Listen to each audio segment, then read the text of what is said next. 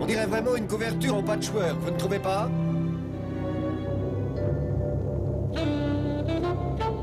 Non? Eh bien, c'est l'impression que ça me fait. Comme à tout le monde, d'ailleurs. Pas Poirot!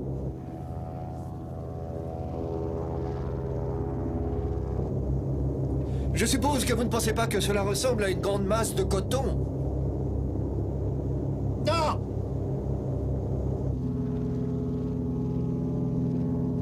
C'est à croire que vous n'avez pas d'imagination du tout, Poirot. Oui, vous avez raison, mon ami. Mais fort heureusement, vous en avez pour deux, ce qui m'est extrêmement précieux, croyez-le bien.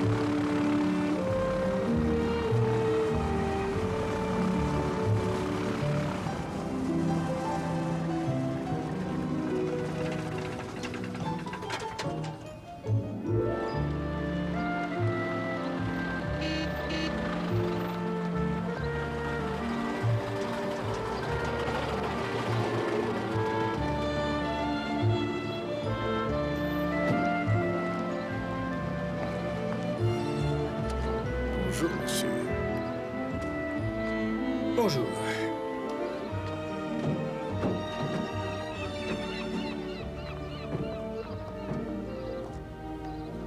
Ah, c'est magnifique. L'endroit rêvé pour prendre une semaine de vacances. La cuisine sera exécrable.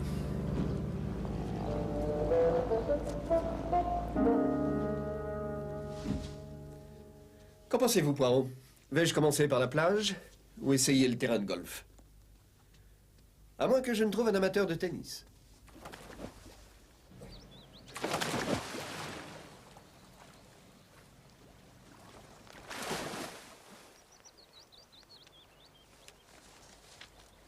Garçon!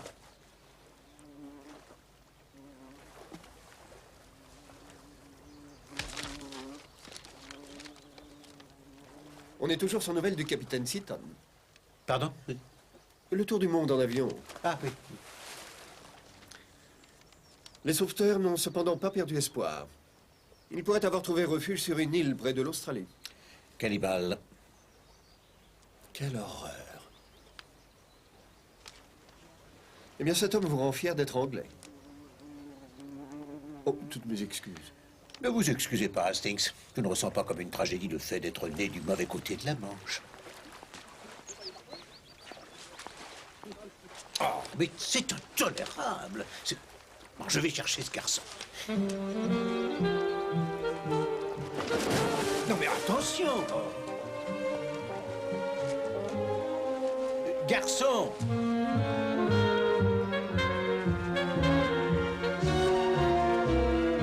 Garçon. Ah, oh, oh.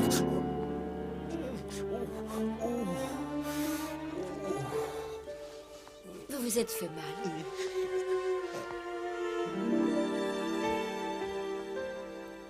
Oh, Seigneur. Oh, ne vous alarmez pas, mon cher Hastings. Je me suis tordu la cheville, ce n'est rien du tout. Il serait prudent de la faire examiner. Oh, au seul plaisir de votre compagnie, mademoiselle, je sens déjà la douleur disparaître. Ah, pardon, je vous présente le capitaine Hastings. Figurez-vous, Hastings, que cette maison là-bas, sur la pointe, appartient à mademoiselle Barclay. Vraiment? La maison du péril. On l'appelle comme ça parce qu'elle menace de tomber en ruine. Oh, que c'est triste. Une bien grande maison. Vous l'habitez seul? Oh, je n'y suis pas souvent. Quand je m'y trouve, je m'entoure toujours de bons et joyeux amis. Et moi qui commençais à vous imaginer menant une existence austère dans ce manoir mystérieux, en communion avec vos chers ancêtres. Ah, si la maison est hantée, c'est un esprit protecteur qui l'habite. Sachez en effet que j'ai échappé 3 fois en 3 jours à une mort certaine. Vous avez échappé à la mort 3 fois, dites-vous? Oui, de simples accidents. Oh, ces guêpes, je déteste leur façon de vous frôler le visage. Nick? Nick? Hé, Georges, je suis là. Mais nous vous attendons, Freddy meurt de soif. Bonjour. Oh, le commandant Challenger, de la marine. J'ai beaucoup d'admiration pour la marine anglaise. Ah, bien, très bien. Voyons, Georges, ne restez pas planté là. Allons rejoindre Freddy et Jim.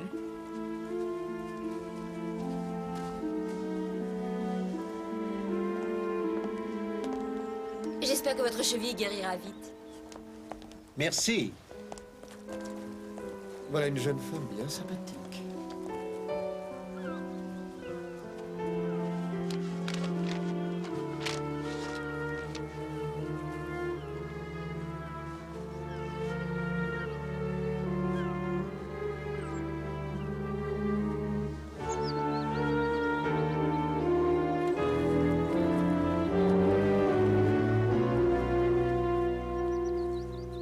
Le commandant Challenger vous fait-il l'effet d'un brave type, Hastings? Oui, absolument. Oh, imposant, très réussi. Et croyez-vous qu'il ait un faible pour elle? Cette question m'intrigue.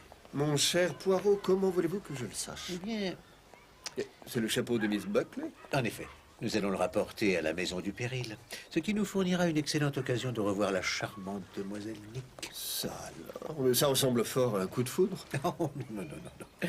Non, vous vous trompez, mon cher ami. Il est vrai que c'est une jeune fille ravissante, mais son chapeau m'intéresse davantage. Et en quoi son chapeau vous intéresserait-il? Il est trouvé. Quelle sagacité. C'est votre œuvre? Hastings, n'avez-vous pas vu mademoiselle Nick chasser une guêpe qui l'incommodait? Eh bien, c'est à ce moment-là que son chapeau a été troué. Jamais une guêpe n'aurait pu faire ça. Une balle, en revanche, aurait pu le faire. Une balle comme celle-ci. Mademoiselle Nick a échappé à la mort 3 fois en autant de jours. C'est la 4e. Je me refuse à croire qu'il ne s'agit que d'accident. Il faudrait être fou pour essayer de tuer quelqu'un dans le jardin d'un hôtel et en pleine journée. C'est là.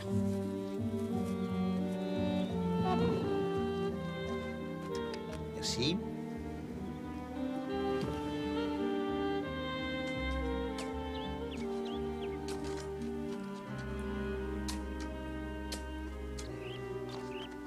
Bonjour. Bonjour. Bonjour.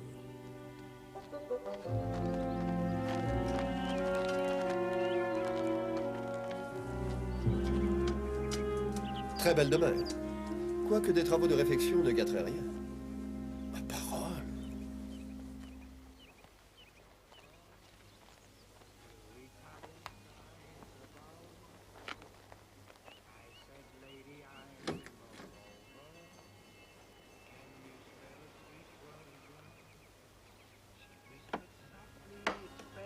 Oui.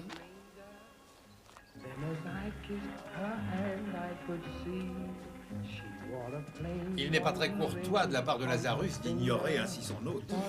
Jim est trop bon danseur pour être un gentleman. N'est-ce pas, mon cher? J'espère bien. À quoi me servirait ma bonne éducation, sinon?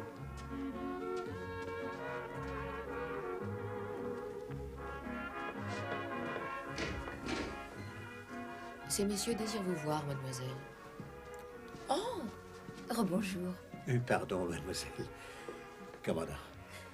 Nous sommes venus vous rendre votre chapeau. Mon chapeau. Moi, je me demandais où il avait bien pu passer. Pour vous, Georges, une chanson d'amour et de soleil couchant sur l'océan.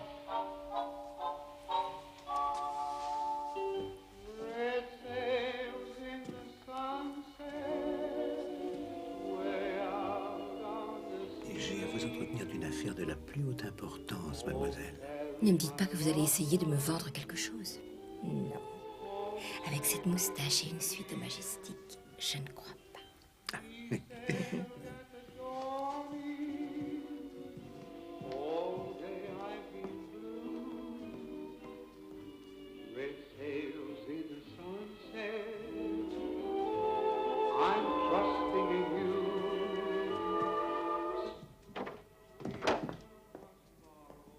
Eh bien, pourquoi tout ce mystère?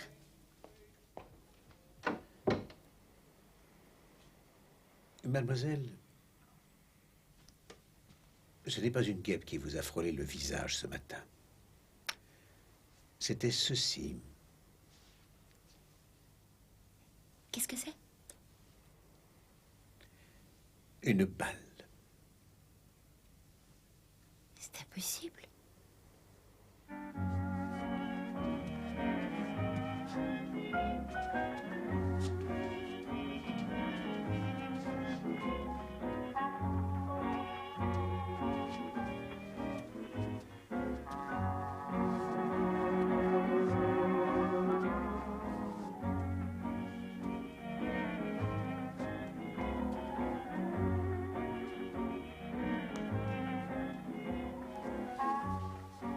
Miss Buckley a eu la gentillesse d'aider mon ami ce matin alors qu'il s'était tordu la cheville. Oui, c'est ce que Nick nous a dit. Je suis heureuse d'apprendre qu'elle n'a pas tout inventé. Nick ment avec une étonnante facilité, vous savez. Et c'est un don, vraiment. Il y a, par exemple, eu cette histoire de freins qui ont lâché, cet accident évité de justesse. Une invention, Jim en est sûr. Jim s'y connaît en voiture. La Chevrolet fantôme qui est garée dehors vous appartient. En effet, belle voiture.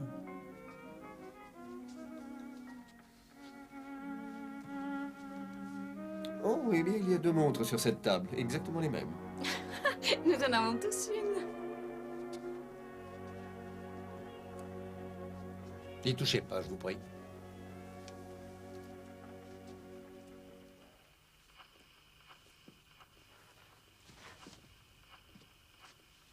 Elles sont bien à l'heure, j'imagine. Oui, elle ne donne pas l'heure, mais le bonheur. Je ne peux pas danser là-dessus, Jim. Bien sûr que si, Freddy.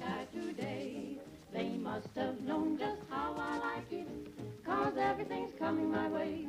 Who's been teaching all the birds how to sing a roundelay? They must have known just how I like it, 'cause everything's coming my way. Le premier accident a été cette toile. C'est aussi ce qu'a dû se dire son auteur quand il l'a terminé. Enfin, ce tableau s'est décroché au milieu de la nuit. Heureusement pour moi, je dors mal ces temps-ci et je venais de me lever pour fermer une fenêtre. Sinon, il m'aurait fendu le crâne.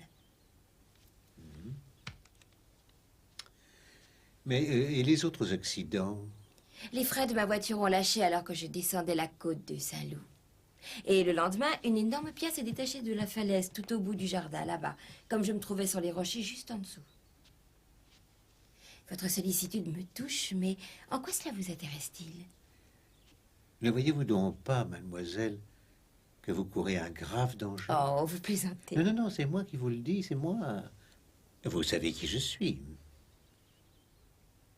Non, non, je l'ignore. Oui, j'oubliais que vous n'êtes qu'une enfant.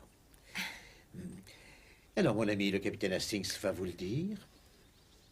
Eh bien, Monsieur Poirot est un détective. Non, un grand détective. Eh bien, mon cher, c'est tout ce que vous trouvez à dire. Mais parlez donc. Dites à mademoiselle que je suis un détective unique, insurpassable, le plus fin limier de tous les temps. Mais ça ne sert plus à rien, vous le lui avez dit vous-même. Oui, mais il est plus convenable de ménager ma modestie.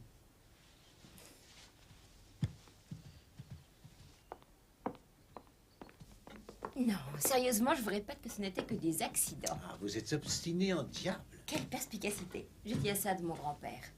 Nick Buckley avait, d'après la légende, vendu son âme au diable. Et comme j'habitais avec lui, on nous surnomma le vieux Nick et la jeune Nick. Mais mon prénom est Magdala. Ça n'est pas commun. C'est en quelque sorte un prénom de famille, car il y a eu de nombreuses Magdala chez les Buckley.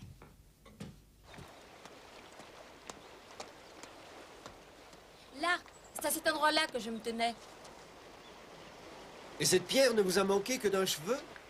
Quelqu'un aurait-il pu la pousser de là-haut? Non. Non, je vous assure qu'il s'agissait d'un accident. Vous connaissez-vous des ennemis, mademoiselle? Je crains bien que non. Désolée. Quelqu'un pourrait-il tirer profit de votre disparition? Non. Et voilà pourquoi tout cela me paraît si dénué de sens. Je n'ai que cette vieille masure. Et encore est-elle hypothéquée jusqu'au-delà de sa valeur. Il n'y a qu'une chambre qui soit utilisable. Mes amis sont descendus au Majestic. Ouais. Qui est votre parent le plus proche? Mon cousin, Charles Weiss. Il est avocat. Il s'efforce de bien me conseiller et de réfréner mes extravagances. Il s'est occupé de l'hypothèque et m'a convaincu de louer le pavillon il y a un an. Nous avons vu quelqu'un qui jardinait. Monsieur Croft. Son épouse et lui sont mes locataires. Ils sont australiens. De braves gens, vraiment, mais la pauvre Madame Croft est infirme. Avez-vous rédigé un testament? Oui, j'ai dû le faire il y a environ 6 mois, juste avant de me faire opérer d'une appendicite. Je vous demandais quelles en étaient les grandes lignes. Je léguais la propriété à Charles. Quant au reste d'ailleurs insignifiant, j'en faisais don à Freddy. Parlez-moi un peu de vos amis. Eh bien, Freddy Rice est ma meilleure amie. Elle a quitté son mari il y a 1 an ou 2. Il ne veut pas lui accorder le divorce. Et le commandant Challenger? Il voudrait vous épouser, n'est-ce pas? Il en parle de temps en temps. Après son second verre de Porto. Mais vous ne répondez pas à ses avances? Je ne vois pas quel intérêt nous pourrions avoir à nous marier. Ni lui ni moi ne sommes riches. Eh bien, mis à part Madame Rice, avez-vous une amie en qui vous ayez confiance, mademoiselle? Maggie, je ne vois qu'elle. Et qui est Maggie? Une cousine éloignée. Elle habite dans le Yorkshire. Je l'invite souvent à venir me voir ici l'été. Mais elle est d'une tristesse. Ah, la personne idéale. Je veux qu'elle soit ici dès demain. Oh. Jim Lazarus, l'ami de Madame Rice, serait-il le fils de l'antiquaire de Bond Street? Effectivement. J'ai vu son père l'autre jour. Ah. La Lagonda a surchauffé alors que je me trouvais dans sa rue. Je suis donc rentré pour... Hastings, ce matin, quelqu'un a tiré sur mademoiselle Buckley avec un pistolet Mauser. Un Moser? Vous connaissez quelqu'un qui en a un? Oui, bien entendu. Moi-même. Mon père l'a rapporté de la guerre. D'ailleurs, il est toujours dans ce tiroir.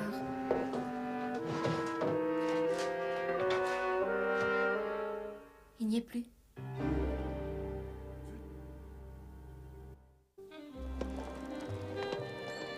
Savez-vous, Poirot, que Madame Rice affirme que l'accident de voiture de Miss Buckley n'était qu'une invention de sa part? D'après elle, Miss Buckley est une monteuse invétérée. Vraiment? Voilà qui est extrêmement intéressant, Hastings. C'est déjà très intéressant en soi, mais ça l'est d'autant plus que c'est Madame Rice qui le dit. Qu'est-ce qui a bien pu l'y pousser? Même si c'est avec raison. Ah, c'est curieux, ces petits détails. J'avoue qu'ils me passionnent. Ils me montrent la voie. Tiens, mon chéri. Oh, c'est bien, mon ange. Oh oui, oh, t'es adorable. Tout cela est bel et bien, Poirot, mais ce que nous faisons est impossible. Nous essayons de démasquer un meurtrier avant qu'il n'ait commis son crime. Ah, bien dit, Hastings. Je ne sais pas où commencer. Aucun de ses amis ne m'inspire confiance. Sauf le commandant Challenger, qui, lui, évidemment, est un honnête homme. Vous savez, Hastings, vous avez une influence extraordinaire sur moi. Ah oui. Ah oui. Votre flair vous conduit si souvent dans la mauvaise direction que je suis presque tenté de suspecter le commandant.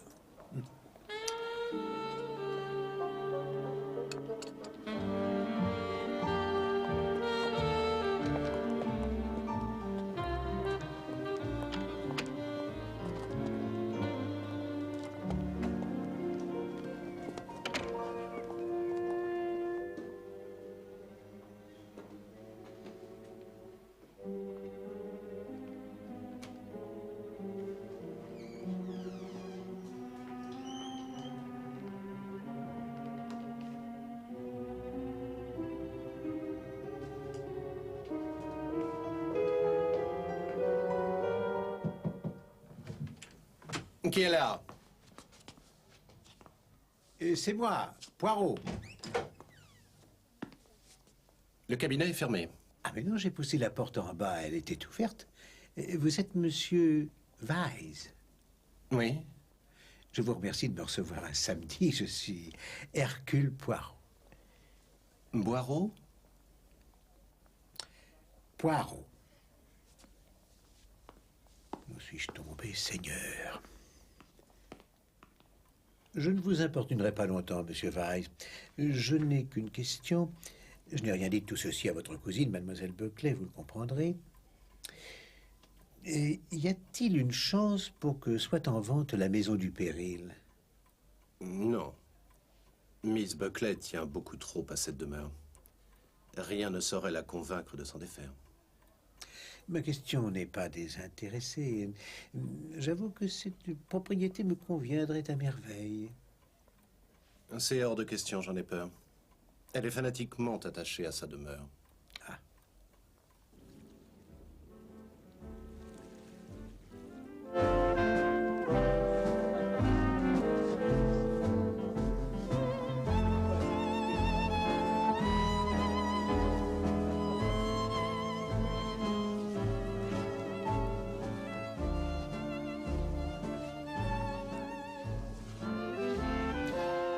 Monsieur Charles Weiss a-t-il dit que mademoiselle Buckley est fanatiquement attachée à cette demeure? Vous a-t-elle semblé fanatiquement attachée à Stevens? Non. Non.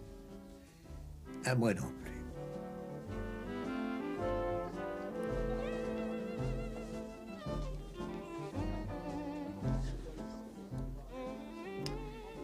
Que vous a dit le garagiste? Eh bien, puisque quoi que je vous dise, vous croirez l'opposé. Oh non, ne soyez pas ridicule. Bon, très bien. Le garagiste dit que la valve qui se trouve à l'arrière du tambour de frein a été dévissée. Tiens. Alors pourquoi Madame Rice a-t-elle dit que cet accident était une invention de mademoiselle Buckley?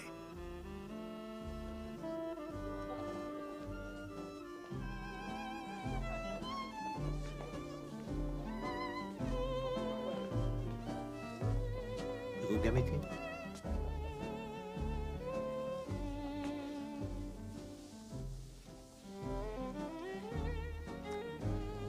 Madame, j'ignore si votre ami vous a mis au courant, mais aujourd'hui on a attenté à sa vie.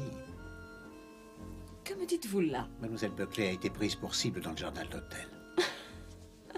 C'est elle qui vous l'a dit? Oui, mais ce n'a rien d'une fantaisie de l'imagination de mademoiselle Buckley. Je me trouvais là quand cet attentat a eu lieu. Voici la balle. Et de plus, madame, un certain nombre de curieux accidents lui sont arrivés durant ces derniers jours. Mais vous n'êtes ici que depuis hier, n'est-ce pas? C'est exact. Et avant cela, vous étiez à Londres. Non, je me trouvais chez des amis à Tavistock. Je serais heureux de connaître le nom des personnes chez qui vous étiez. Ai-je une quelconque raison de vous le donner? Oh, non, mille pardons. Je suis maladroit. Ayant également des amis à Tavistock, je me disais que vous les connaissiez peut-être. Ils s'appellent Buchanan. Non. Ah. Mais parlez-moi de Nick. Qui a pu tirer sur elle? Et pourquoi? Je n'en sais rien pour l'instant. Mais je l'apprendrai bientôt. Je suis Poirot, le détective. Qu'attendez-vous de moi, monsieur? Je veux que vous veilliez sur elle. Excusez-moi.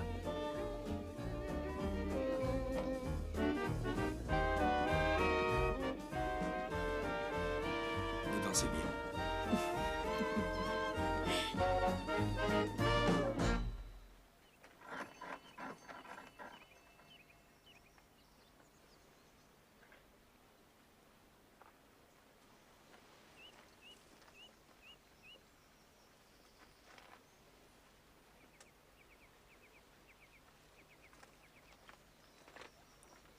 C'est ouvert?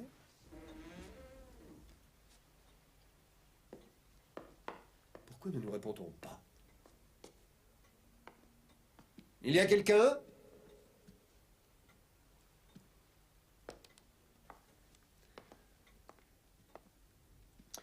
Eh bien, s'ils laissent toujours les portes ouvertes, je suis surpris qu'ils n'aient pas déjà tous été tués pendant leur sommeil. Vous en bas!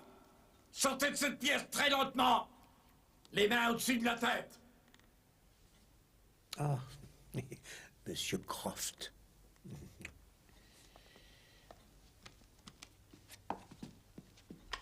Restez où vous êtes! Non, non, non, non, non, mon ami. Je suis Hercule Poirot. Alors, venez. Couille!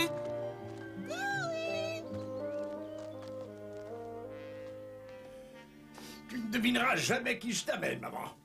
Le fameux détective célèbre dans le monde entier, Monsieur Hercule Poirot. Je me suis dit que tu serais contente de le rencontrer. Oh, me voilà qui est tout simplement délicieux. Enchanté, madame. Et son ami et associé, le capitaine Hastings. J'ai lu beaucoup de choses à votre sujet, capitaine. Oh, je vois. Ce sont des amis de Miss Buckley, maman. Je vous en félicite. Cette petite est un ange de gentillesse. On ne l'aime pas dans le voisinage, si j'en crois la rumeur. Mais n'en est-il pas souvent ainsi dans ces trous perdus d'Angleterre? Son petit avocaillon de cousin n'a pas plus de chance de la persuader de s'installer ici pour de bon que de s'envoler dans les airs. Ainsi, Monsieur Charles Weiss serait amoureux de la demoiselle. Oh, il est fou d'elle. Mais Assez c'est de pas... commérage, Milly. J'ai de bonnes raisons de m'intéresser à cette jeune fille. Vous plairait-il, Monsieur Poirot, de regarder quelques photographies d'Australie? Ah, mais... Eh bien, Je vais les chercher.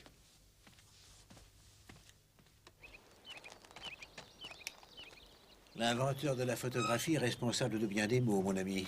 ouais, de braves gens. Typiquement australiens. Oui. Je ne sais pas, mais ce cri de couille, cette insistance à nous montrer 5000 photographies, si ce n'était pas un petit peu exagéré.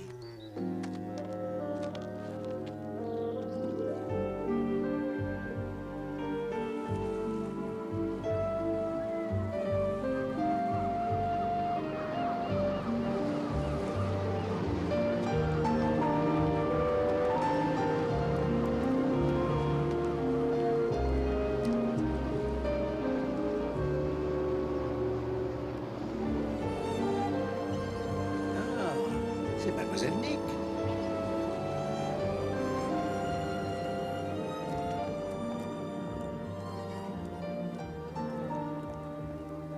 À ce soir, Georges. À ce soir. Bonjour, mademoiselle. Bonjour, monsieur Poirot. Capitaine Hastings. Bonjour. C'est votre bateau? Je n'aurai pas les moyens de me l'offrir. Non, il est à Georges. Ah, J'allais à la gare attendre l'arrivée de Maggie, l'ange gardien dont vous avez exigé qu'elle accourt de sa lointaine province. oui. Et je ne m'en sens que mieux. Ne vous y trompez pas. Elle n'est pas très brillante. Les bonnes œuvres sont la seule chose pour laquelle elle soit douée. Elle manque totalement du moindre sens de l'humour. La situation n'a rien d'une plaisanterie, mademoiselle. Souriez, monsieur Poirot. Je vous invite tous les deux à dîner ce soir. Il y aura un feu d'artifice.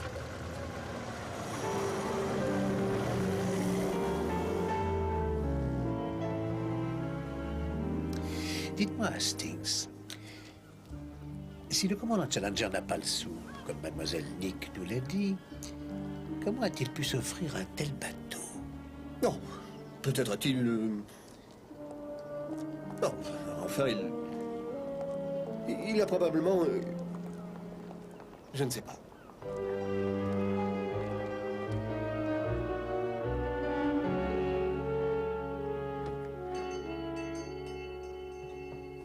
Hélène?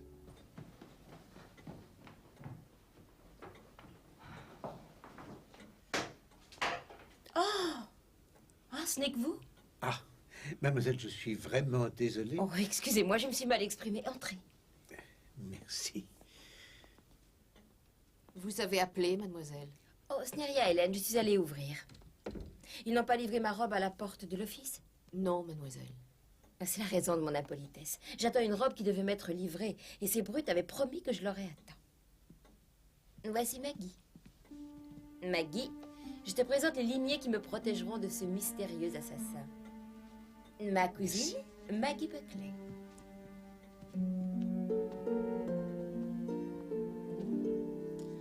Quel superbe châle, Nick.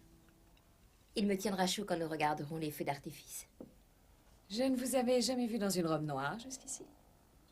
Je croyais que vous n'aimiez pas le noir. J'en ai une sainte horreur. Mais celle que je voulais porter ne m'a pas été livrée. Oh, ce bruit. On devrait interdire les canots à moteur dans le port. Ça n'est pas un canot à moteur. C'est un hydravion. Je trouve que ces aviateurs sont des gens absolument merveilleux. Le pauvre Michael Seaton. Il n'est peut-être pas mort. Quelle famille, tout de même. Tenez, son oncle, Sir Matthew Seaton, il était piqué. Il est mort il y a une semaine, je crois. C'est bien ce millionnaire qui entretenait des refuges pour oiseaux. Oui, une déception amoureuse l'a amené à préférer un autre genre de volaille. Je ne vois aucune raison d'affirmer que Michael Seaton est mort. Ah, j'oubliais, il est vrai que vous le connaissiez. Nous l'avons rencontré l'an dernier au Touquet. Il était merveilleux, n'est-ce pas, Freddy? Je l'ignore, ma chère. C'était votre cavalier, non le mien. Avez-vous déjà piloté, capitaine Hastings? Eh bien, à vrai dire... Oh, le téléphone, excusez-moi. Ne m'attendez pas pour le dessert. Le feu d'artifice commence bientôt et mes autres invités vont arriver.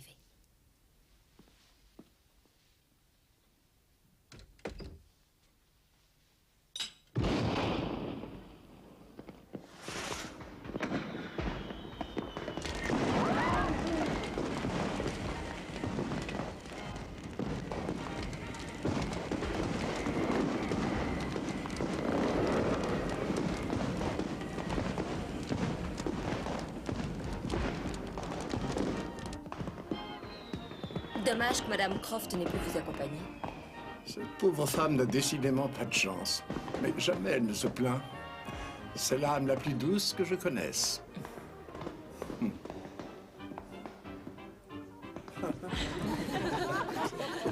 On a vraiment une vie splendide d'ici. Vous n'êtes pas venu l'an dernier? Mon Dieu, regardez ça. Quel spectacle! Oui, c'est magnifique. Ouf, j'ai froid, je vais chercher de quoi me couvrir. Oh, permettez... Non, vous ne sauriez pas où chercher. Oh, Maggie, pouvez-vous prendre mon manteau dans ma chambre? Elle n'a pas entendu. Je vais le chercher, Freddy. Ainsi que ma cape de fourrure, ce châle n'est pas assez chaud. Merci, ma chérie.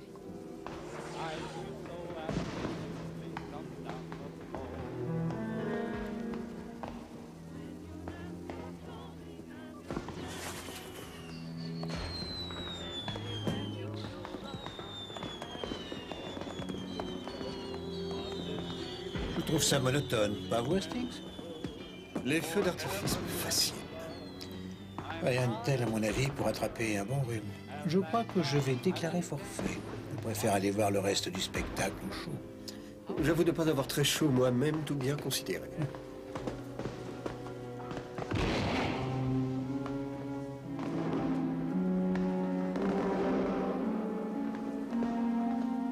Poirot, regardez.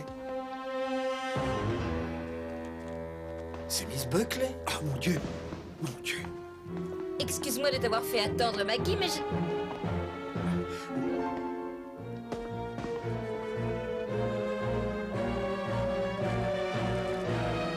C'est Maggie Buckley.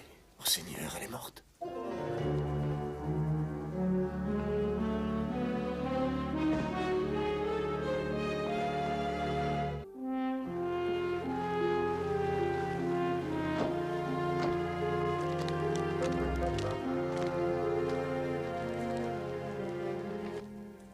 Comment expliquez-vous que votre cousine portait votre châle? Nous étions revenus prendre un manteau et... Après avoir jeté mon châle sur ce divan, je suis montée à l'étage. J'étais encore dans ma chambre quand j'ai entendu Maggie me dire d'en bas qu'elle ne trouvait pas son manteau. Elle m'a dit qu'elle prendrait mon châle, qu'il lui suffirait. D'accord, répondis-je, je descends dans 1 minute. Et puis, quand je suis redescendue... Bien, je ne veux pas vous accabler d'autres questions. J'aimerais vous suggérer, Miss Buckley, de ne pas rester ici. Vous avez subi un choc émotionnel. Il vous faut le repos le plus complet. Je connais une clinique où vous serez parfaitement bien. Non. Mais nous voulons vous protéger, mon enfant. Le docteur a raison. Monsieur Poirot, vous ne comprenez pas. Je n'ai plus peur de la mort. Je n'ai plus de raison de vivre maintenant. Si l'on veut me tuer, qu'on le fasse, ça m'est égal. Je vous en conjure, Miss Buckley, reprenez-vous. Mademoiselle, tout est ma faute. Moi qui avais promis de vous protéger, je n'ai pu éviter cette tragédie. Mais maintenant, je veux être sûr que vous n'avez plus rien à craindre. Je veux quelqu'un à vos côtés nuit et jour. Que se passe-t-il? Serait-ce Nick? Nick est morte? Non. Non, mon ami. Non, elle est en vie. Nick! Oh, ma chérie, je vous ai cru morte. Je vous en prie, Georges. Vous le voyez, je suis saine et sauve. Que s'est-il passé? La police m'a dit que Miss Buckley était morte. Miss Buckley, plus tôt vous vous reposerez, mieux cela vaudra. Je suis désolée, Georges.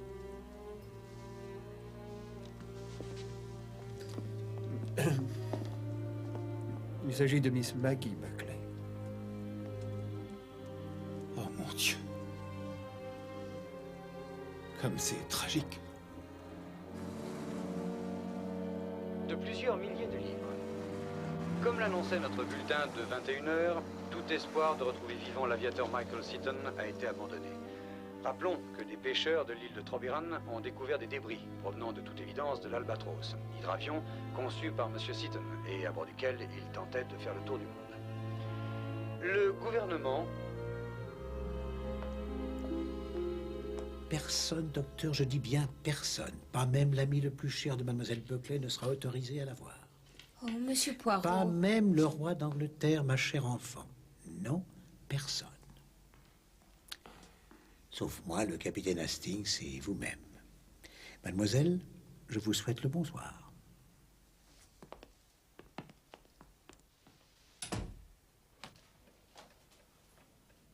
Hastings?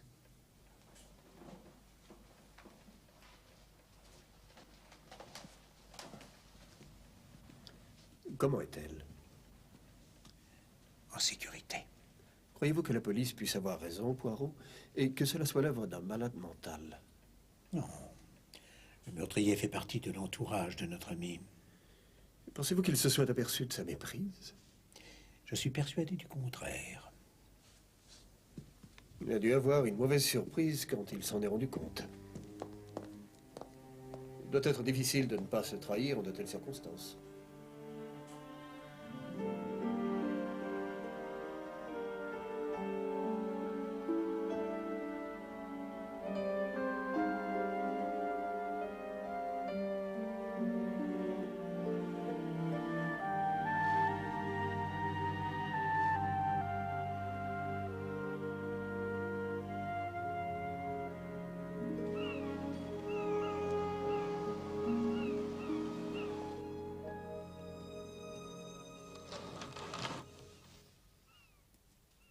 Répondez à ces 3 questions, Hastings.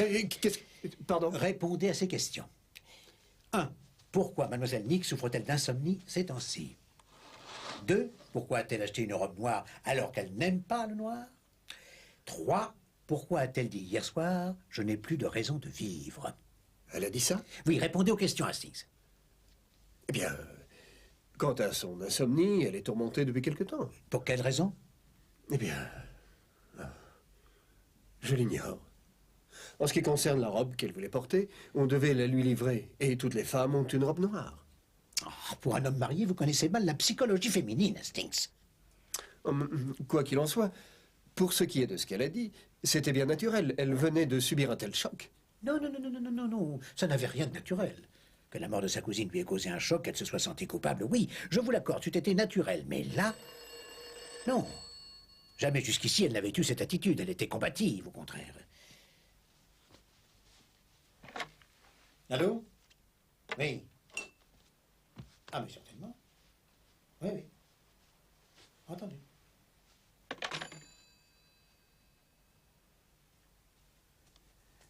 Madame Rice, elle demande à nous voir.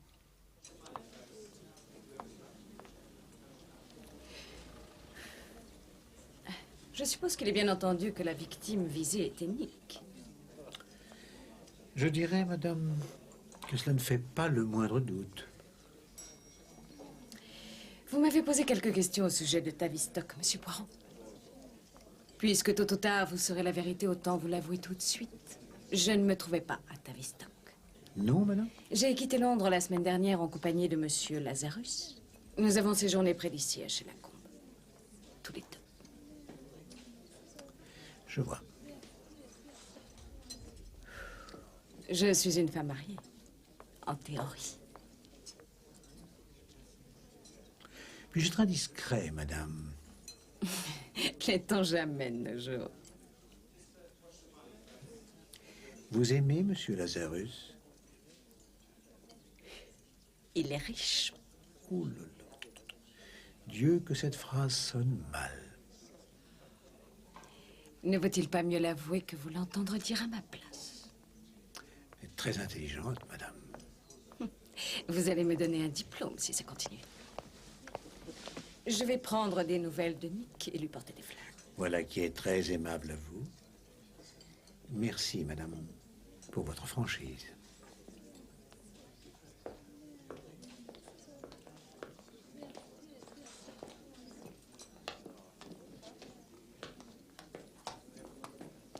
C'est joli ici, très joli.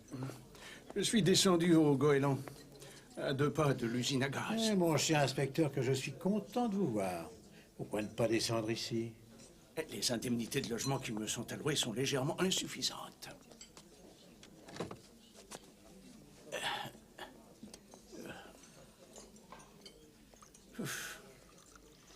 Drôle de tambouille que cette affaire Buckley, hein? Comme vous dites, inspecteur. Vous croyez que ces accidents ont un rapport avec tout ça? Ça ne fait aucun doute. Oui, peut-être. Le mieux serait de retrouver l'arme du crime. Elle est probablement au fond de la mer si le meurtrier a toute sa tête. C'est pas souvent le cas.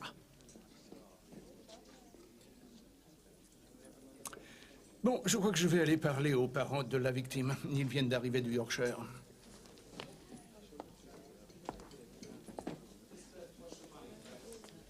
Tenez-moi au courant si vous avez une idée, voulez-vous? En a-t-il jamais été autrement, inspecteur?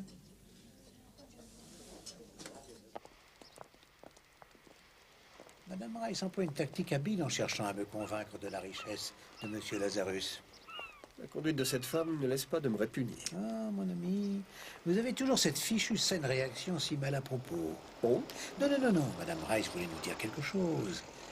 J'ai en cet homme un ami dévoué, dont la fortune peut combler tous mes désirs. Je n'ai nul besoin d'assassiner ma meilleure amie pour une aumône. Ah, je vois.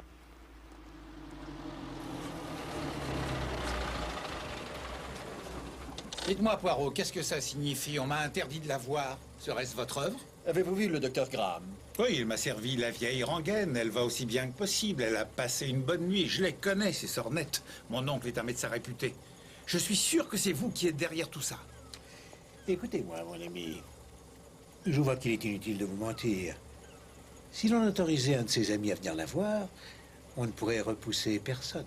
C'est simple. Je vois. Tout ou rien, autrement dit. Alors, n'en disons pas plus. Une extrême prudence et de rigueur, comme vous le savez. Je saurais tenir ma langue. Motus et bouche cousue, hein. Je vais lui envoyer des fleurs. Les femmes aiment les fleurs.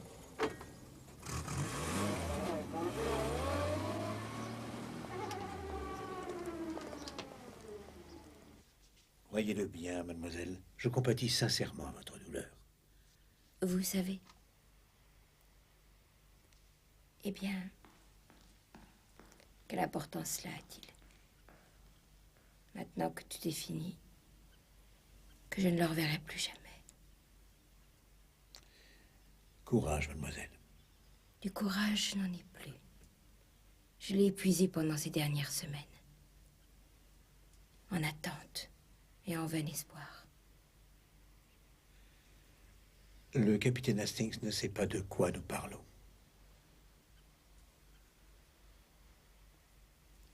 Michael Seaton, l'aviateur. Nous avions décidé de nous marier. Et il est mort. Vous avez appris la nouvelle hier soir? Oui, par la TSF. J'ai prétexté avoir besoin de téléphoner. Je voulais entendre les nouvelles seules au cas où. Je ne veux plus vivre. Je ne peux plus vivre. Je comprends, je comprends. Nous avons tous connu une peine si intolérable que la mort semblait préférable à la vie, mais la douleur finit par passer. Oubliez Michael. Épouser quelqu'un d'autre. Jamais.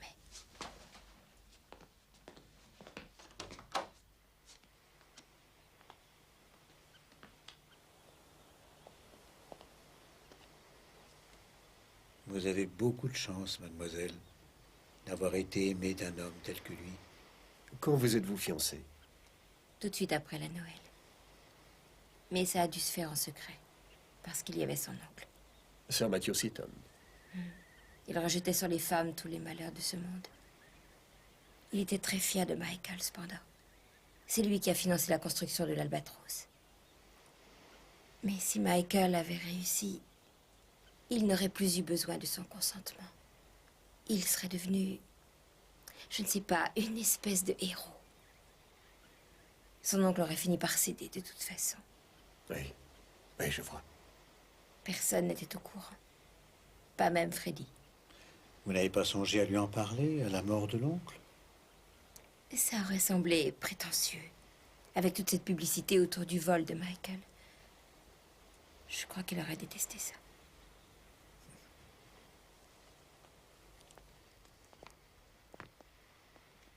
Mademoiselle, vous m'aviez parlé d'un testament que vous avez fait.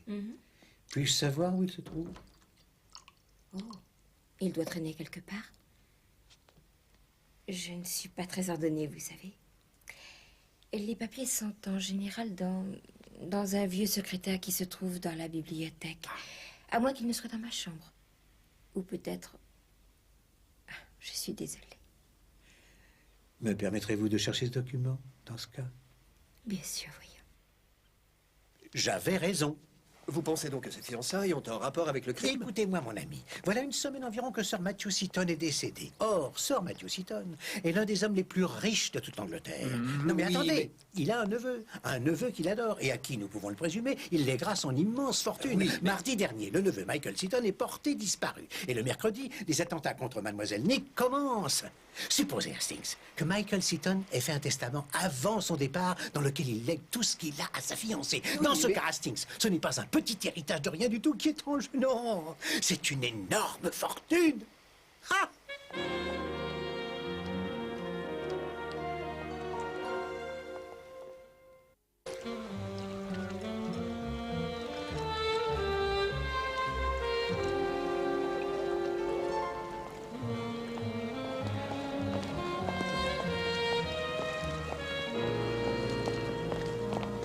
Alors?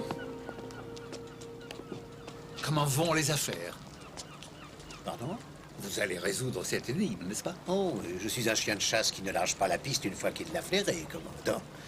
J'espère que mon alibi vous donne satisfaction. Tout ne se résume pas aux alibis. Je crois savoir que vous voulez épouser Mademoiselle Nick. J'ai toujours souhaité l'épouser. Oui, eh bien, Mademoiselle Nick était fiancée à un autre homme. Une bonne raison pour vous de vouloir sa mort. Mais vous n'aviez plus cette raison, puisque cet autre homme est mort en héros. Alors c'était vrai. Elle était fiancée à ce Michael Seaton. Toute la ville en parle depuis ce matin. Moi non plus, je n'en savais rien. Ah bonjour Freddy. Vous ne saviez ni l'un ni l'autre que mademoiselle Nick était fiancée à monsieur Seaton. Nick sait tenir sa langue quand elle le veut. Maintenant, je sais pourquoi elle était si nerveuse ces temps-ci. Avez-vous ma montre, Georges? Oui, l'horloger l'a terminé ce matin. Quelle plaie! J'ai toujours des problèmes avec cette montre. Vous disiez qu'elle était bien réglée. Oui. En effet, elle l'est. C'est le bracelet qui est de mauvaise qualité. Ah, fichue boucle. Et je me sens un peu fatiguée. Je crois que je vais rentrer à l'hôtel.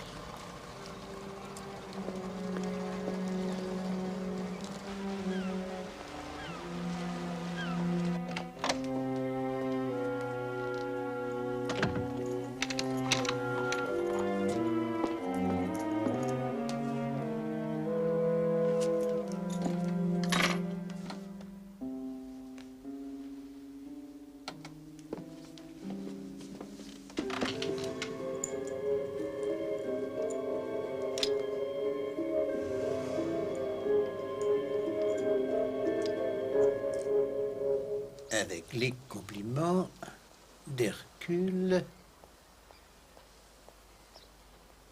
Poirot. Merci, madame. Je lui ai déjà envoyé des fleurs. Je vais lui faire porter des fruits pour changer. Rien de comestible ne doit lui parvenir, commandant. Vous croyez qu'on pourrait encore essayer de... Seigneur.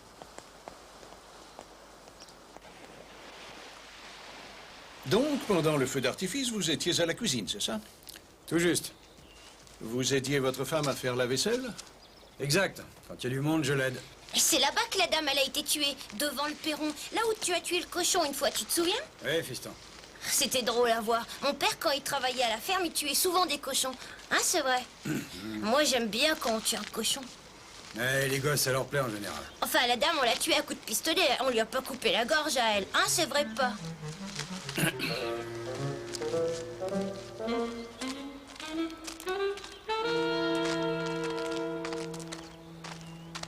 Ils sont tous comme ça dans le coin?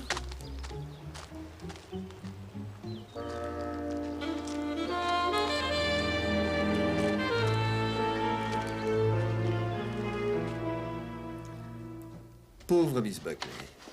Elle était en bien piteux état, ne plus savoir où elle a rangé son propre testament.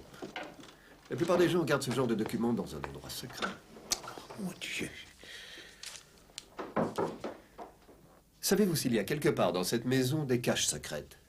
Eh bien oui, il y en a une. Quelqu'un me l'a montrée quand j'étais petite fille. Mais je ne me souviens pas du tout où elle est. Ici ou dans le grand salon. Assez grande pour que quelqu'un s'y cache? Oh non, monsieur. Ce n'était qu'une petite niche, d'une 30aine de centimètres de côté. Ah. Excusez-moi, monsieur.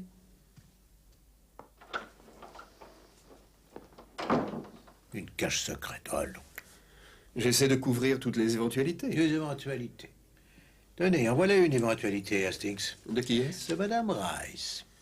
Cher Nick, la soirée a été merveilleuse. Je me sens très lasse aujourd'hui. Vous avez bien fait de ne pas toucher à ce produit. Gardez-vous de vous laisser tenter.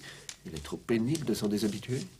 Je dois prier notre ami commun de m'en rapporter une provision. Quel enfer, bien à vous, Freddy. Et elle est datée de février. Il est évident qu'il s'agit de cocaïne.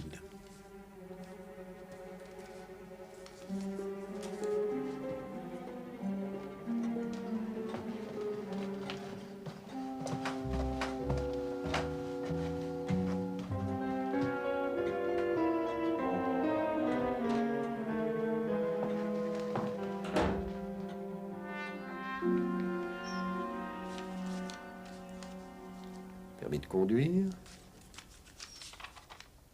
Facture de grand couturier. Relevé de compte bancaire. Les jeunes filles d'aujourd'hui, Hastings, reçoivent une mauvaise éducation. Ordre et méthode ne sont que des concepts abstraits pour elles. Il y a là un chèque de 20 livres émanant de... Que faites-vous, Poirot? Je suis à la recherche d'un testament, mon ami. Mais ce sont... des sous-vêtements, voyons. Mon pauvre Hastings, décidément, vous appartenez à l'époque victorienne. Ah! Un portrait de M. Michael Seaton. En effet. Et ça, ce sont les billets doux qu'il a envoyés à sa fiancée. Poirot, je vous en prie, ne les ouvrez pas. Ce n'est pas de jeu, enfin. Il ne s'agit pas de jouer, mon cher, mais d'enquêter sur un meurtre. Tenez, le temps vaut-il que vous lisiez aussi. Deux paires d'yeux lisent mieux qu'une seule paire. Ces procédés me déplaisent.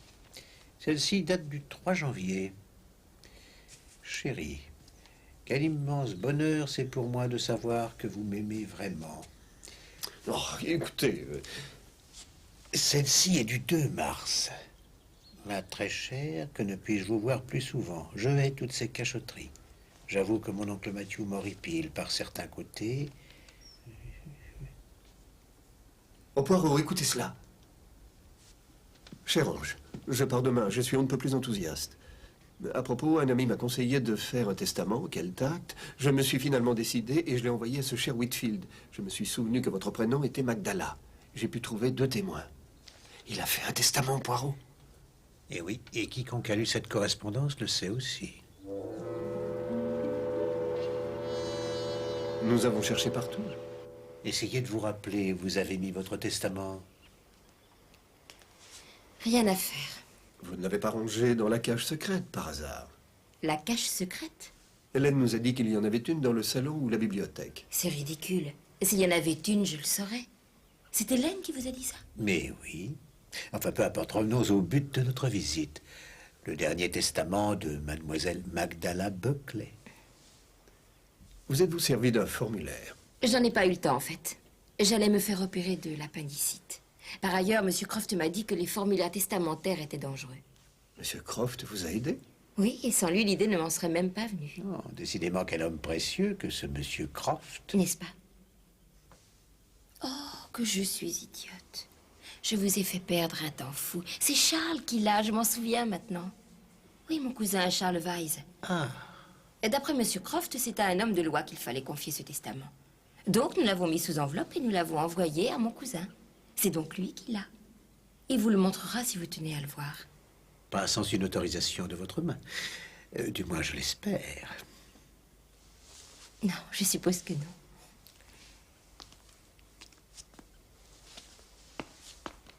Oh non, non. Mais enfin, que se passe-t-il? Ne mangez rien qui vienne de l'extérieur, mademoiselle. Rien. Rien. Vous croyez que ça n'est pas fini? Qu'ils vont encore essayer? Je pense que ce n'est pas fini.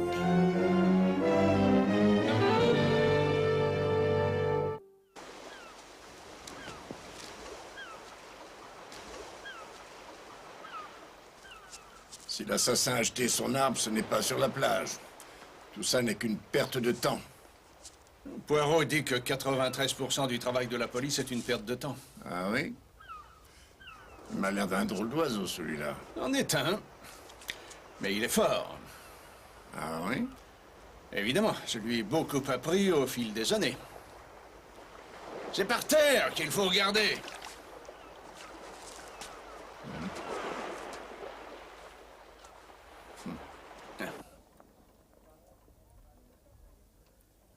Mais monsieur, aucun document de ce genre ne m'a été remis. Je crois savoir qu'elle l'a écrit de sa main sur une simple feuille de papier et vous l'a adressé par la poste. Non. Bon, écoutez, monsieur Weiss. Je n'ai jamais rien reçu de la sorte, capitaine Hastings. Dans ce cas, monsieur, je crois que nous n'avons plus rien à ajouter. Il doit y avoir une erreur.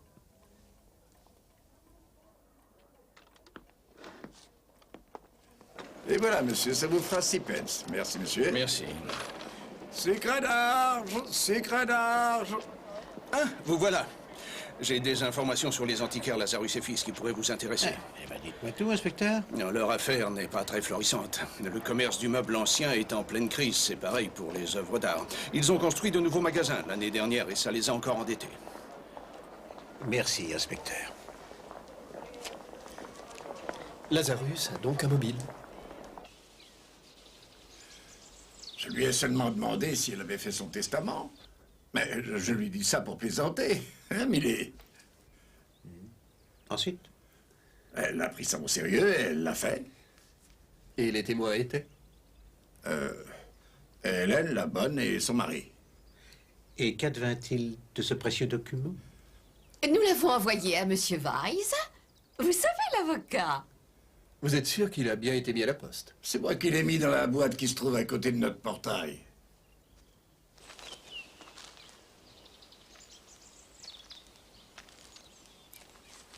Il n'y a rien à redire.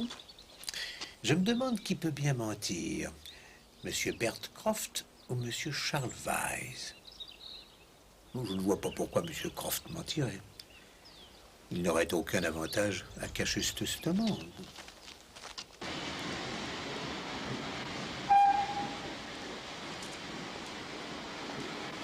Mais que faisons-nous ici, Poirot?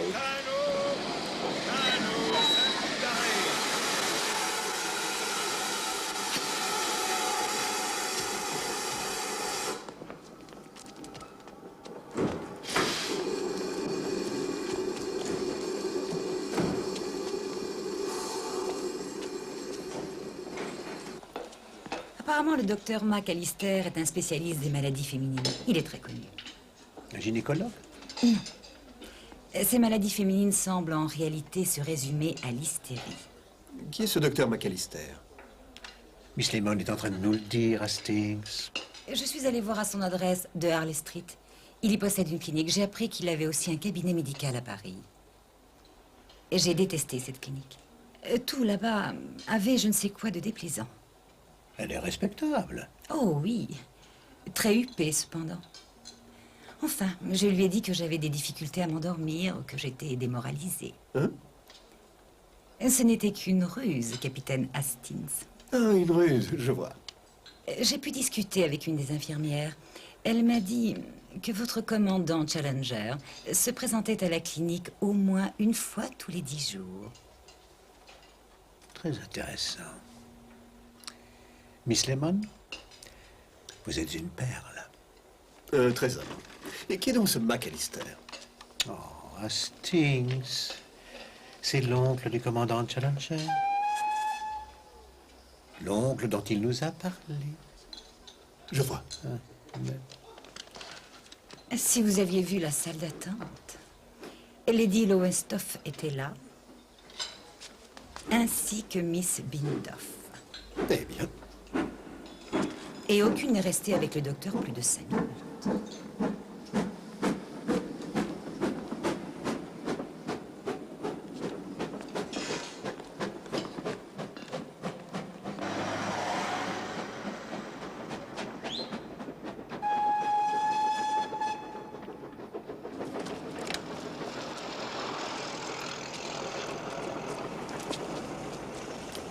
Non, Hastings, vous ne venez pas. Vous allez rendre visite à Monsieur Whitfield, c'est très urgent. Qui est Monsieur Whitfield? C'est l'avocat dont Michael Seaton parlait dans sa lettre. Ah, celui qui a son testament. Précisément. Vous vérifierez qu'il l'a bien reçu et lui demanderez quels en sont les termes. Et si tout le Grisby revient à Miss Buckley, jamais il ne me le dira. Servez-vous de votre pouvoir de persuasion, Hastings. Le Grisby. Enfin.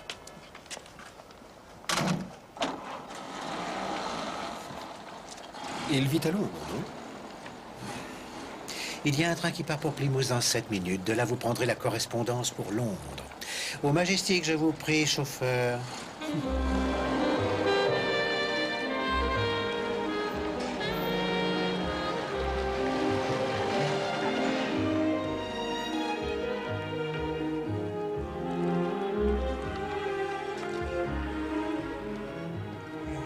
Voulez-vous me porter ce sac, je vous prie? Monsieur Poirot, Oui, qu'y a-t-il? vous avez un message urgent. Hein? C'est le docteur Graham. Il vous demande de lui téléphoner à la clinique tout de suite. C'est de la plus haute importance. Que se passe-t-il? Voulez-vous appeler le docteur pour moi, je vous prie? Merci. Bonjour, la clinique Grant, s'il vous plaît. Je n'aime pas ce genre de message, Miss Lemon. Je ne réponds jamais aux messages urgents. Ils sont toujours extrêmement déplaisants. Voilà, monsieur. Allô, docteur Graham? Inspecteur Japp, c'est vous? Que s'est-il passé? Comment? Attendez, j'arrive tout de suite. Mademoiselle Nick est dans un état très grave. Elle a été empoisonnée. C'est très simple. Les chocolats ont été coupés en deux, la cocaïne mélangée à la garniture intérieure, et les deux moitiés ressoudées. Comment a-t-elle pu faire cette bêtise? Ce matin encore, je l'ai prévenue. Notre tueur est plus malin que vous ne le supposiez, Poirot. Il y avait ça avec les chocolats.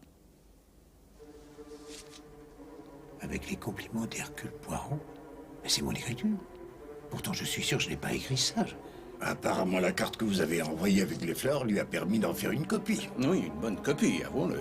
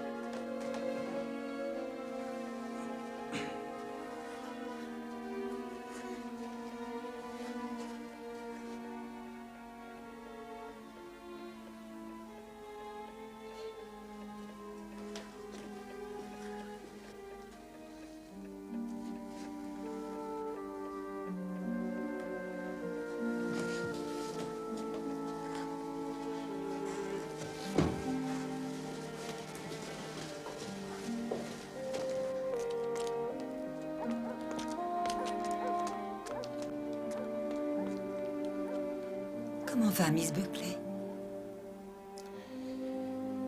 J'ai été vaincu, Miss Lemon. Jamais je n'ai connu un échec plus cuisant. Mademoiselle Buckley est décédée il y a 10 minutes.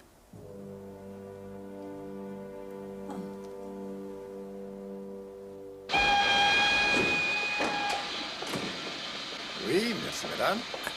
Monsieur. Monsieur. Madame.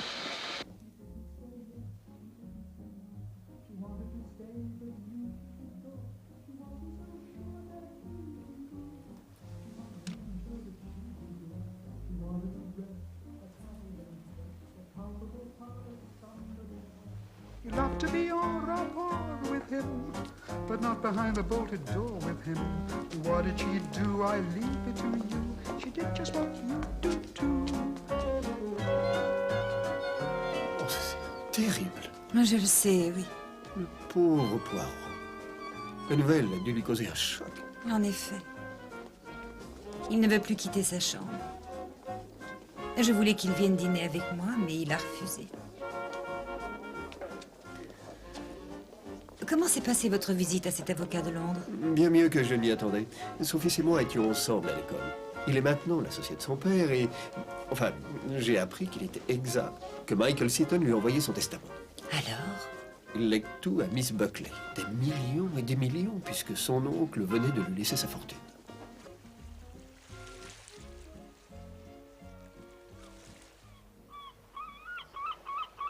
Je voudrais savoir exactement quand et comment le paquet destiné à Miss Buckley est arrivé ici. Il a été apporté par un homme brun. Il avait une voiture puissante. Ah, Lazarus. Qu'avez-vous fait de ce paquet? Ben, je l'ai posé sur le coin de ce meuble-là. Il devait être environ 2h30. Les paquets et les lettres apportées aux patients sont laissés ici. Ensuite, c'est l'infirmière qui les monte. J'ai pris mon service à 3h. À 3h05, en fait, parce que c'est le docteur Graham qui m'a amené. En tout cas, j'ai monté le paquet juste en arrivant. Alors, pendant une demi-heure, il est resté sans surveillance en bas? Il y avait cette boîte de chocolat, et il y avait un bouquet de fleurs offert par monsieur et madame Croft, et un autre paquet qui était arrivé par la poste. Il contenait aussi une boîte de chocolat Fuller, d'ailleurs. Comment? Et une deuxième boîte? Oui, c'était une coïncidence. Quoi qu'il en soit, Miss Buckley a ouvert les 2 paquets. Et comme votre carte se trouvait dans l'un des 2, elle a dit que c'était parfait. Et j'ai emporté la 2e boîte. Qui avait été envoyé par? Aucune idée, il n'y avait pas de carte.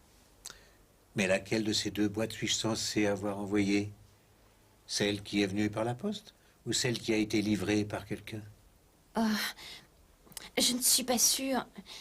Mais Miss Buckley a défait les 2 paquets avant de commencer à ouvrir les boîtes. Vraiment, je ne saurais le dire. Et vous avez déposé des chocolats à la clinique pour Miss Buckley hier après-midi, n'est-ce pas? C'est exact. C'était très aimable à vous, monsieur. En fait, c'était un cadeau de Freddy, Madame Rice. Je n'ai fait que les livrer. Ah, je vois. Vous n'avez donc toujours aucune piste? Bien au contraire. Je veux voir le meurtrier pendu, quel qu'il soit.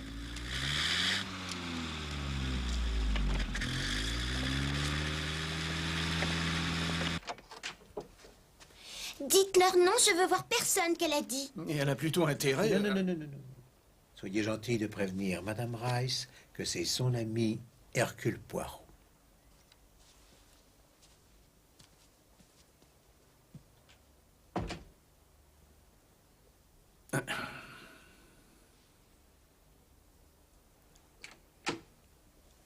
Elle a dit, laissez-moi tranquille.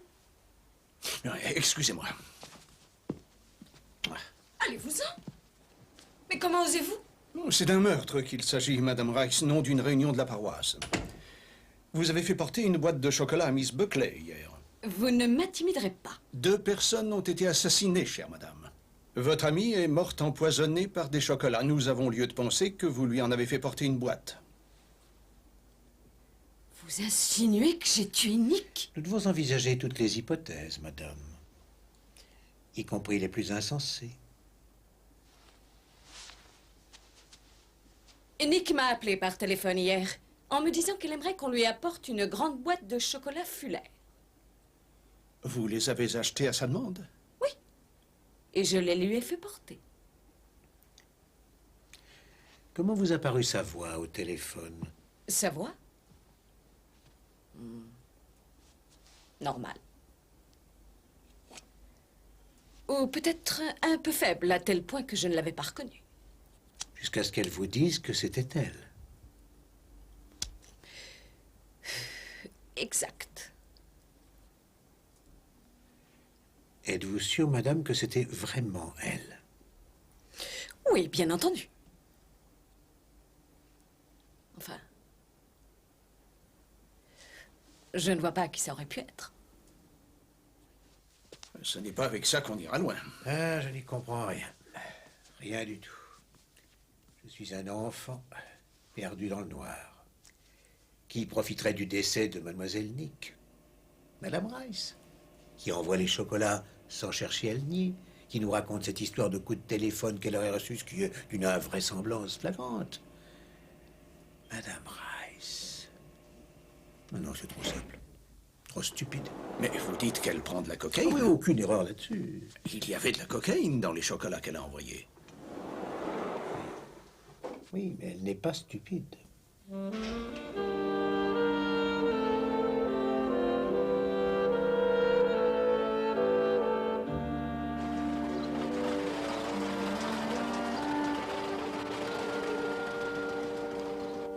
Merci, garçon. Merci. L'assassin a échoué aux 4 premières tentatives. À la 5e, il a réussi. Mais que voulait-il? Qu'espérait-il qu'il allait se passer une fois que Mademoiselle Nick aurait finalement été éliminée? Ah, c'est ce que nous verrons. Aujourd'hui, peut-être, tout s'expliquera. Oh, je refuse de manger ces œufs. Ils sont de taille totalement différente.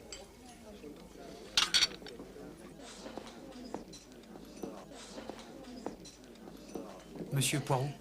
Oui, qu'y a-t-il? Téléphone pour vous, monsieur, dans le hall d'entrée. De la part de qui? Un monsieur Charles Weiss. Ah, les choses commencent à se préciser.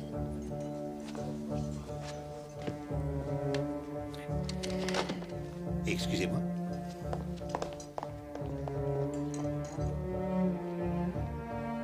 Mais quand? Ce matin? Ah non, non, non, ça ne peut pas attendre aussi longtemps. Ce soir. Alors c'est entendu. À ce soir.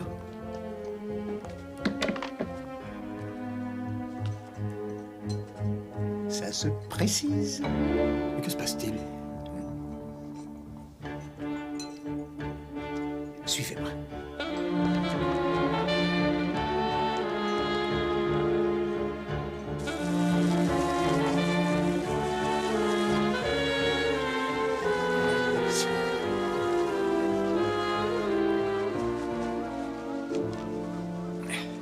Savez-vous ce que M. Charles Weiss m'apprend? Qu'il a par le courrier de ce matin reçu un testament signé de la main de sa cousine, mademoiselle Buckley, daté du 25 février de cette année. Il lui aurait fallu plus de 6 mois pour lui parvenir? Oui. Et il arrive au bon moment, n'est-ce pas? Eh bien, lègue-t-elle tout ce qu'elle a à Madame Rice? M. Weiss est trop honnête pour révéler le contenu du testament, mais il semble ne faire aucun doute que ce soit le même. Il a été contresigné par Helen Wilson et son mari. Eh bien, nous voici revenus à Frederica Rice. Oh, c'est un bien joli nom, Frederica. Oui. Beaucoup plus joli que son surnom, Freddy. Ça ne convient pas du tout à une jeune femme. Il est vrai qu'il n'existe que peu de diminutifs à Frederica. Au contraire d'Elisabeth, qui en a une bonne dizaine.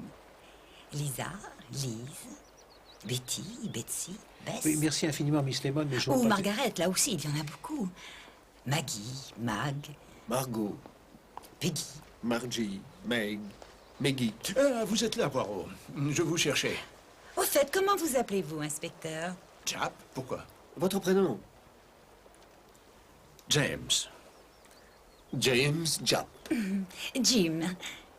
Jimmy Japp. Jamie Japp. L'inspecteur-chef Japp et moi-même allons vous laisser votre petite chaîne.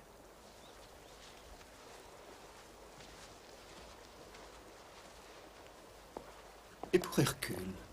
Oh, il n'y en a aucun pour Hercule. Herc? C'est peut-être ce que notre meurtrier attendait, inspecteur. Mais rien n'est sûr, évidemment. Ah, j'avoue que cette affaire m'inquiète, elle est tellement compliquée. D'autant que...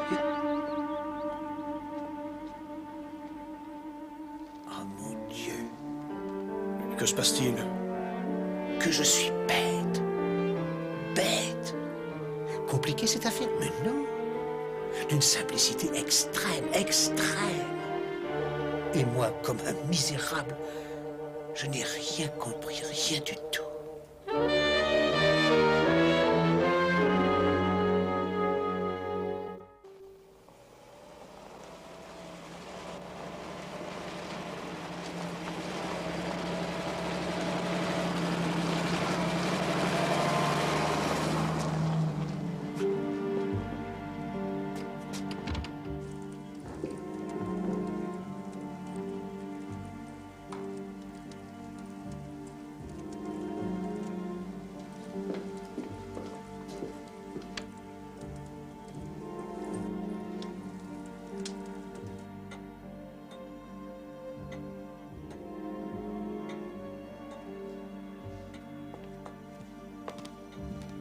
S'il vous plaît.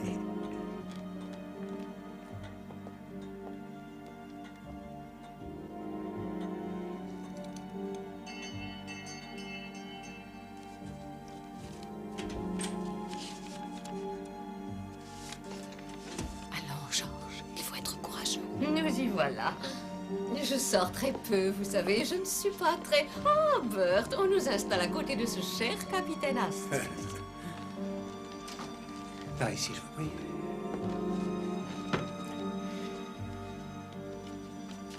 Voilà. Nous sommes tous là, Monsieur Weiss.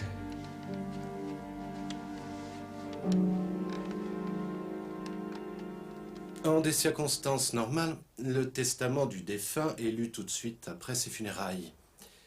Exceptionnellement, nous le lirons ce soir. Bien que daté de février dernier, je n'ai reçu ce testament que par le courrier de ce matin. La teneur de ce document s'éloigne du style généralement adopté, mais il n'en est pas moins valable. Le présent acte est le dernier testament de Magdala Buckley. Je désigne mon cousin Charles Weiss comme exécuteur testamentaire. Je lègue tous mes biens, meubles et immeubles à Mildred Croft, en témoignage de reconnaissance pour les services qu'elle a rendus à mon père, Philip Buckley, et qui ont fait d'elle notre éternelle créancière. Signé Magdala Buckley.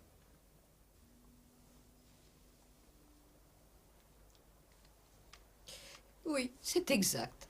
Ce n'est pas que j'ai jamais eu l'intention de m'en vanter. Philip Buckley a séjourné en Australie. Et si je ne m'étais pas trouvé là... Mais il vaut mieux que je me taise à ce sujet. Je ne suis pas d'accord avec vous, Madame Croft. Non, c'est un secret. Et j'aimerais autant que ça le reste. Elle l'a appris pourtant. Nick, je veux dire. Son père a dû lui en parler. Et bien que quelqu'un ose me dire ensuite que la gratitude n'est pas de ce monde, et je lui dirai combien il a tort, et ceci le prouve bien. Oui. Je présume, Monsieur Weiss, qu'en votre qualité de parent le plus proche, vous pourriez contester la validité de ce document. L'enjeu est l'immense fortune de Sir Matthew Seaton, ce qui n'était pas le cas à la rédaction de cet acte. Il ne saurait être question pour moi de faire opposition aux dernières volontés de ma parente. Vous êtes un honnête homme, Monsieur Weiss. Et je veillerai à ce que vous en soyez récompensé. Eh bien, non. C'est une surprise. La pauvre chère enfant. Comme je voudrais qu'elle nous regarde de là-haut. Qui sait, elle nous voit peut-être. Peut-être, oui.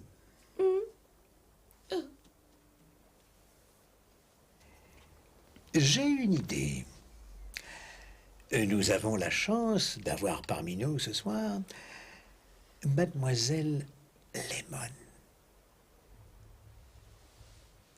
Je sais qu'elle est très discrète à ce sujet, mais Mademoiselle Félicité Lemon se trouve posséder un pouvoir médiumnique puissant.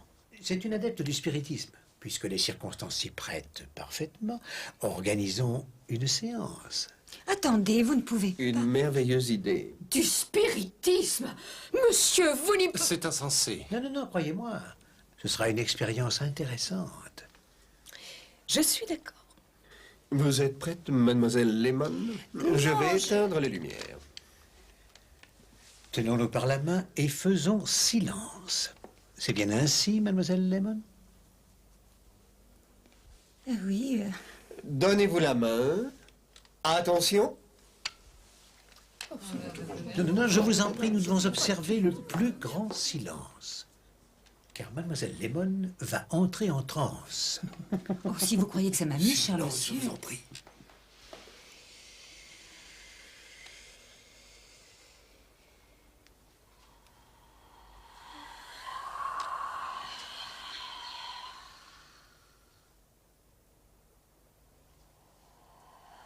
Oui, à présent elle entre en transe. Si tu es là, esprit, montre-toi.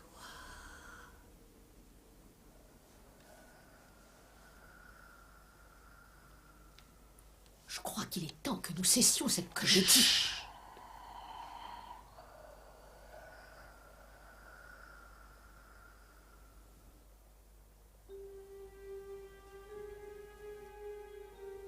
Si tu es là, montre-toi.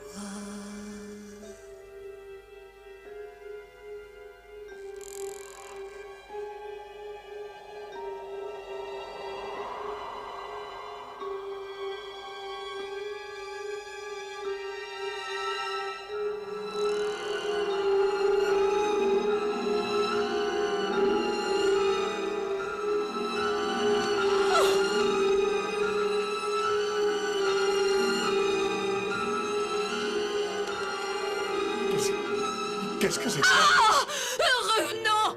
Les empoisonnés reviennent toujours! Seigneur!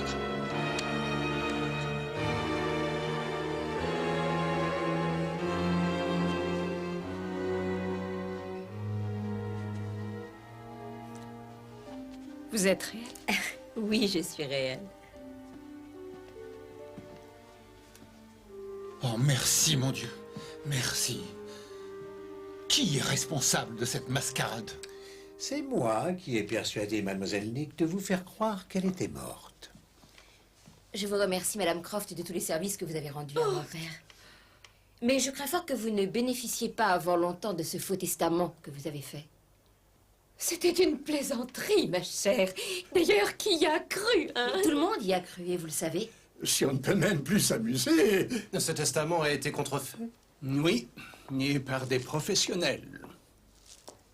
Nous n'avons rien fait, vous m'entendez? Vous avez volé mon testament. Vous en avez fait un faux. Ensuite, plutôt que d'attendre que je meure, vous avez essayé de m'éliminer. Mais non! Vous avez échoué. Mais vous avez tué ma pauvre cousine à ma place et vous dites que vous n'avez rien fait. Nous n'avons rien à voir avec ça. Je t'en prie, ne dis rien, Bert. Surtout, ne dis rien. Contrefait ce testament. Bert! Mais on n'a rien à voir avec cet assassinat. Emmenez-les, inspecteur. Je ne veux plus voir ces meurtriers chez moi.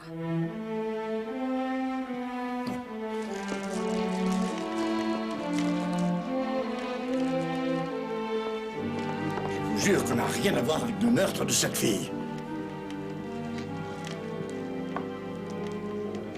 Oh, je suis si contente que tout cela soit terminé. Quel supplice ça a été pour moi. Vous mentir à vous, mes chers amis. Tout ce qui compte est que vous soyez là. Je crois que le champagne s'impose. Qui sait?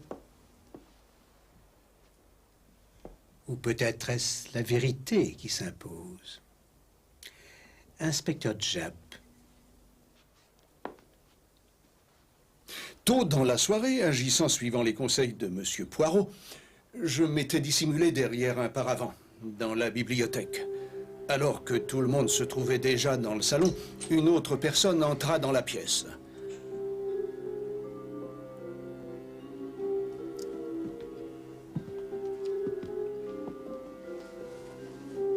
Cette personne se dirigea vers le côté d'une des fenêtres et ouvrit un panneau secret dans le mur. Elle en tira un objet et referma le panneau.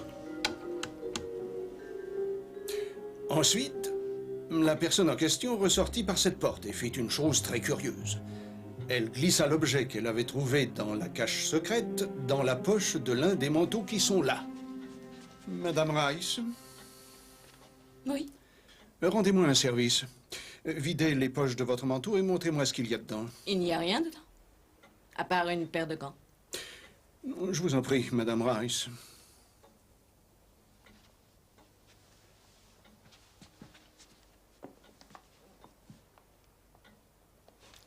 Voilà. Et dans l'autre poche?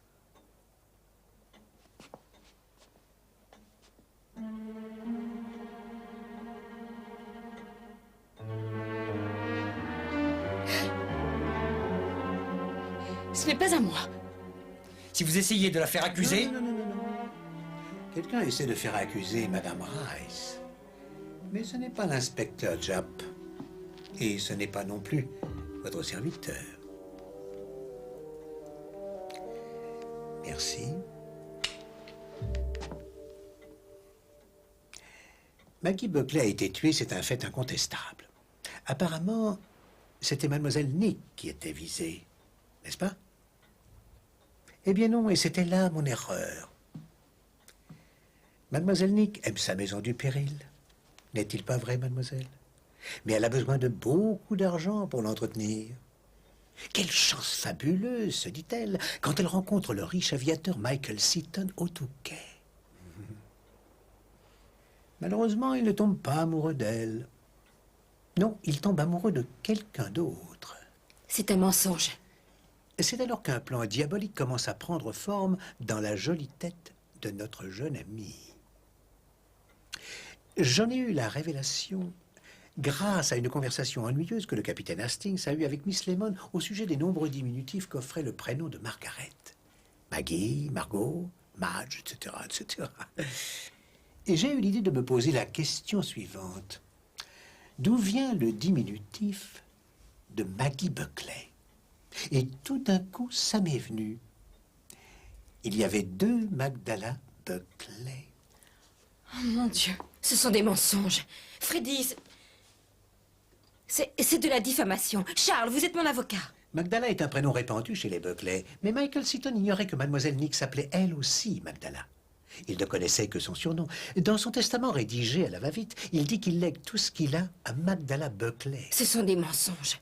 Rien de ce que cet homme dit n'est vrai. Le voilà, le meurtrier. La personne qui a tiré sur Mademoiselle Maggie. Mademoiselle Nick. Vous êtes malade. Pourquoi aurais-je tué Maggie? Pour hériter la fortune que Michael Seaton lui léguait. C'était avec elle qu'il s'était fiancé en secret, et non avec vous. C'était elle dont il était amoureux. Et non vous. Vous n'êtes qu'un imbécile. Vous ne savez rien.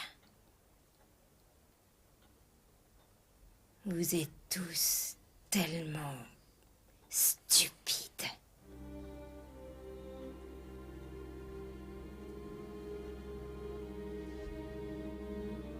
Je veux emporter ma montre.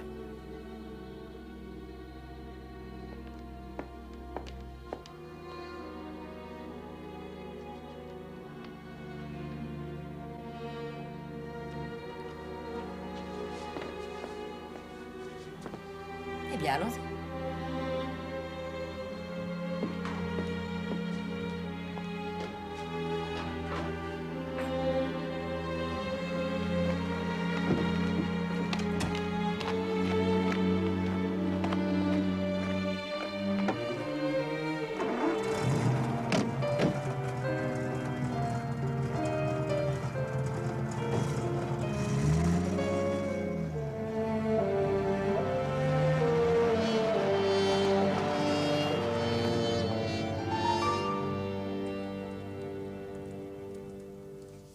Elle ne s'en serait jamais tirée de toute façon. Mais, mon cher inspecteur, elle a bien failli réussir à s'en tirer. Même moi, j'ai été joué. Le meurtre de Maggie Buckley a été facile, mais pour le rendre encore plus convaincant, Mademoiselle Nick a continué de faire croire que quelqu'un en voulait à sa vie. Qu'est-ce qui vous a mis sur la voie? Je crois que c'est les lettres d'amour de Michael Seaton. Voyez-vous, Mademoiselle Nick n'a volé que les lettres qui ne contenaient pas le prénom de Maggie. Mais il y avait autre chose à propos de ces lettres. Le 27 février dernier, Nick a subi une opération, une appendicectomie. Mais dans sa lettre du 2 mars, son soi-disant fiancé, Michael Seaton, n'y faisait pas la moindre allusion. Elle mentait la plupart du temps. Elle ne pouvait pas s'en empêcher. Cette affaire va être bien déplaisante. Je vais devoir m'occuper de lui trouver un bon système de défense. Ce ne sera pas nécessaire. Si je ne m'abuse, monsieur, la montre de mademoiselle devrait lui éviter la honte de comparaître devant un tribunal. Puisque c'est à l'intérieur de ces montres que vous cachiez la cocaïne.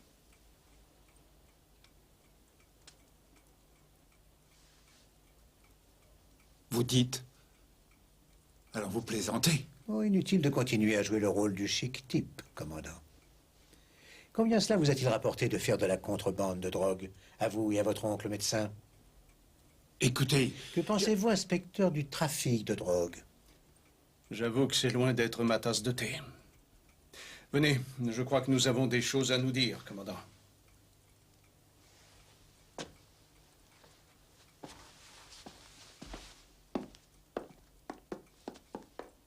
Oh, Seigneur. De la cocaïne dans les montres. C'est pour cette raison que Nick voulait la sienne, n'est-ce pas? Ah, c'est affreux. Eh oui, Miss Lemon. Mais c'est peut-être mieux que la corde du bourreau.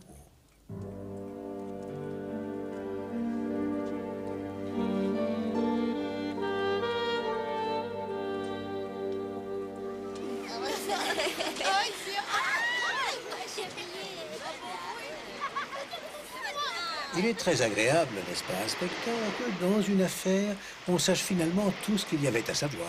Je croyais que de toute façon, vous saviez tout, Poirot. Oui, monsieur Foy. Ah. En voici une pour vous, inspecteur. Oh, merci. Monsieur Poirot n'en prendra pas, car j'ai lu dans le train un article au sujet des méfaits de la crème glacée sur la matière grise. Il y en a deux pour moi, car la mienne est déjà blanche.